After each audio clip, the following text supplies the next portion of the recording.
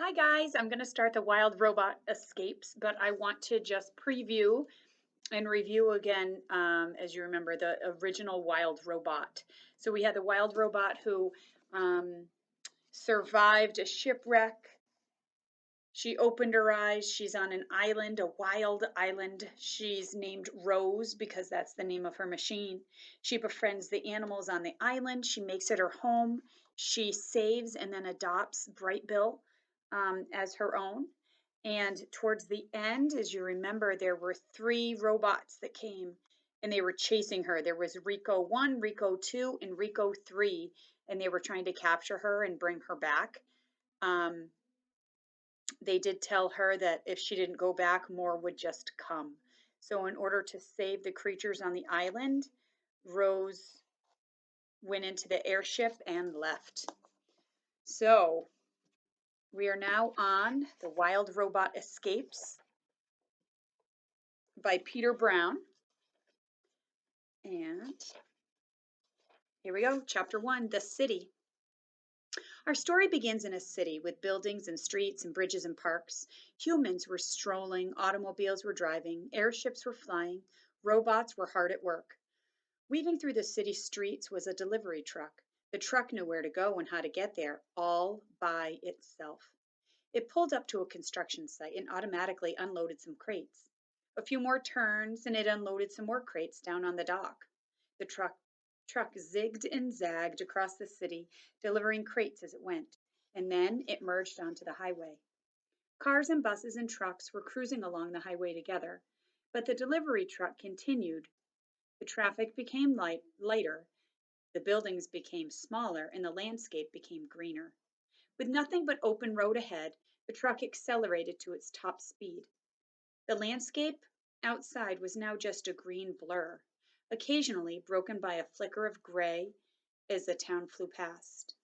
On and on the delivery truck went, racing over long bridges, shooting through mountain tunnels, gliding down streets that stretched as far as the eye could see, until it started to slow. It drifted from the fast lane to the exit lane on the highway, and then it rolled down a ramp and into farm country. Clouds of dust billowed up behind the truck as it drove past fields and fences. In the hazy distance, enormous barns loomed above the plains. The air was thick with the smells of soil and livestock. Robot crews methodically worked the crops and fed the animals and operated the massive farm machines. A hill gradually climbed into view. The hill was crowned with trees and white buildings. Another farm. But this one was smaller and shabbier than the rest. Out front was a crooked sign that read, Hilltop Farm.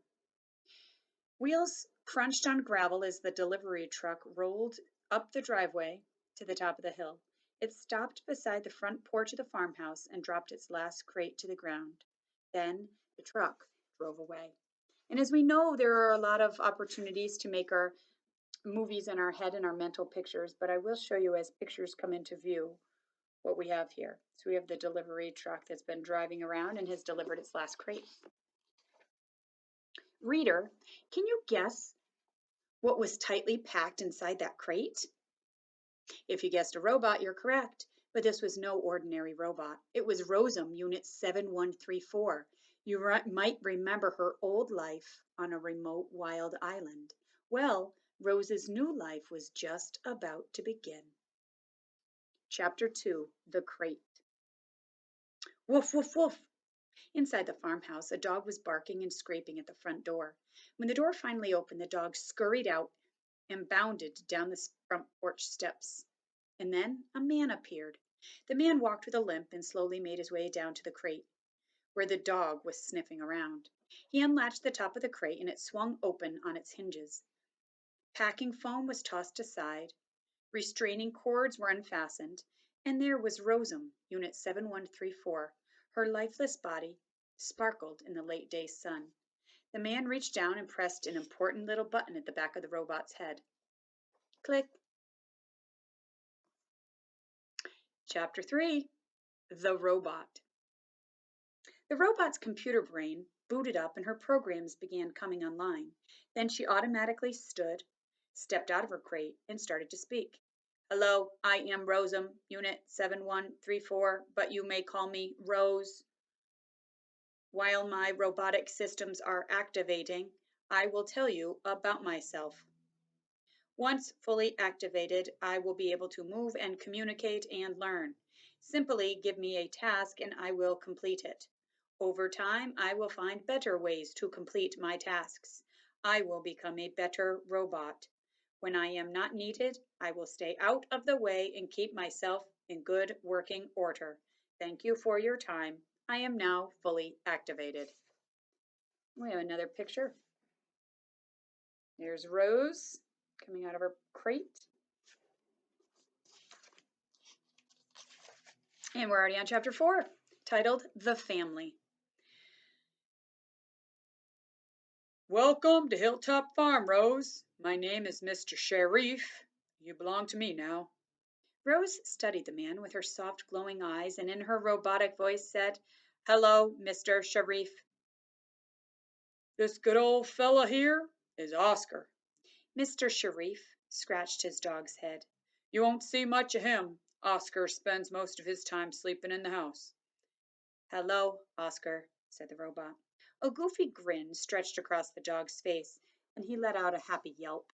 Mr. Sharif pulled a small computer from his pocket. He tapped the screen and brought up a map of Hilltop Farm. There you are, Rose, he said, as the robot's electrical signal appeared on the map.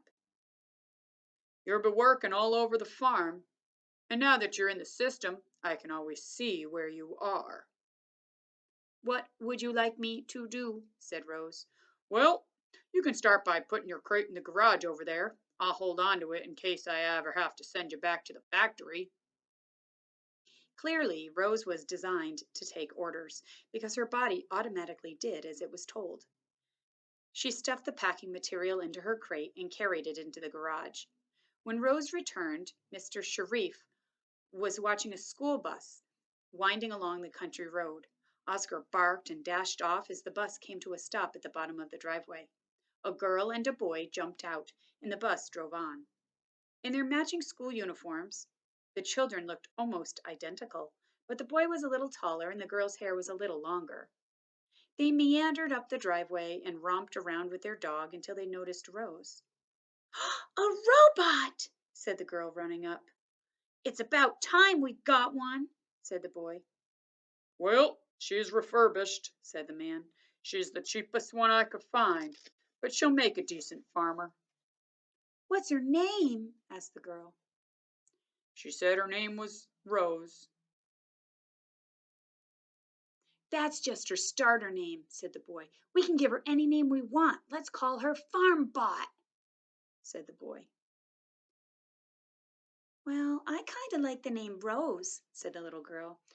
Me too, said Mr. Sharif. Let's leave her name as it is. Rose, I'd like you to meet my daughter Jaya and my son Jad. Hello, Jaya and Jad, said the robot. The children looked at each other and smiled. Will you take orders from me? Asked Jad. Oh, and what about from me? Asked Jaya. I will take orders from both of you. Rose, I order you to do my homework, said Jaya. Don't waste her time with your nonsense, Mr. Sharif grumbled. Rose is here to do farm work, not homework, you understand? And the children nodded. Now, I order you kids to bring the dog inside and do your homework, said Mr. Sharif. I need to show Rose the farm. And we have a picture of the Sharif family.